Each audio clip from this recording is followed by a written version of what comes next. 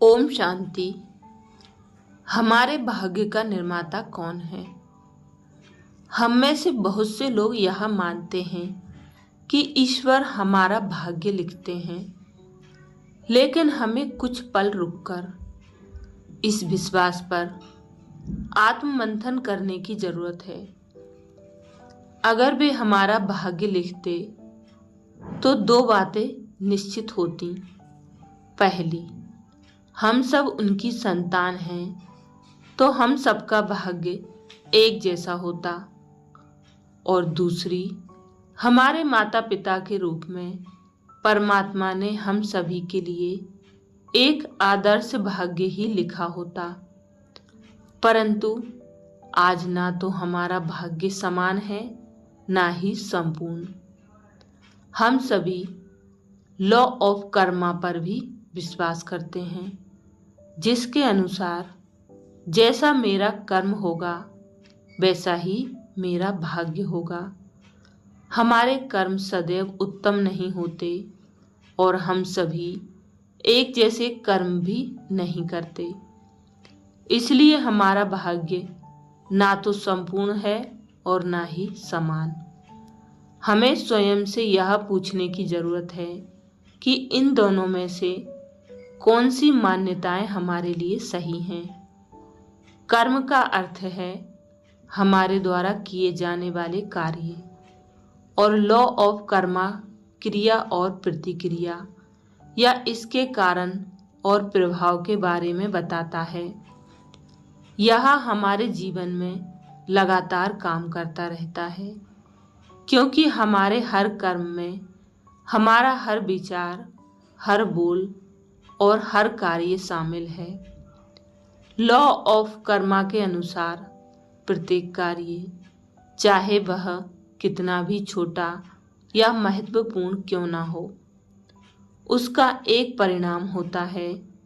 परिणाम हमेशा फेयर या निष्पक्ष होता है। सही कार्य अच्छे परिणाम लाता है और गलत कार्य या मुश्किल परिणाम लाता है। कुछ कर्मों का परिणाम तुरंत मिल जाता है, या फिर कभी कभी 1 घंटे बाद, 1 साल बाद, 20 साल बाद, 50 साल बाद या अगले जन्म में भी मिल सकता है। कुछ मामलों में हम हमारे द्वारा किए गए कर्म को परिणाम से जोड़ सकते हैं।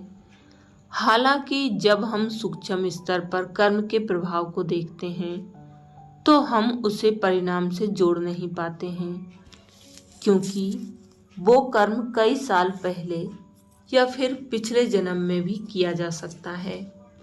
इसलिए हमें कारण की पहचान करने के लिए उसके बारे में चिंता करने की जरूरत नहीं है।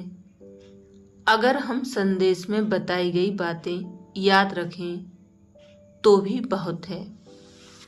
पहला, लॉ ऑफ कर्मा हमेशा यथार्थ और सटीक होता है और सभी के लिए हमेशा निष्पक्ष होता है।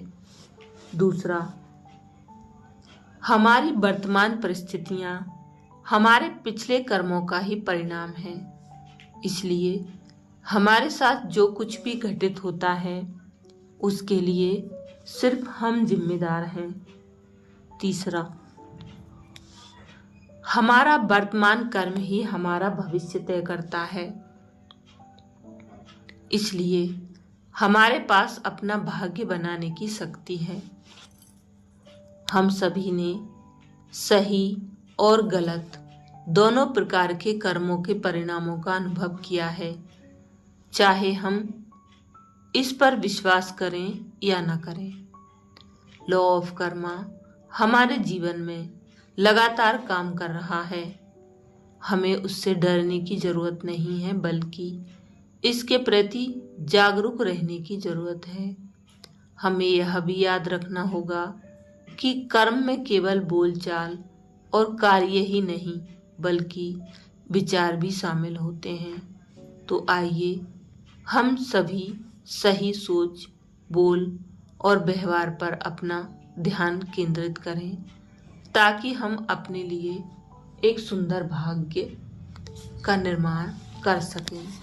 अच्छा, ओम शांति।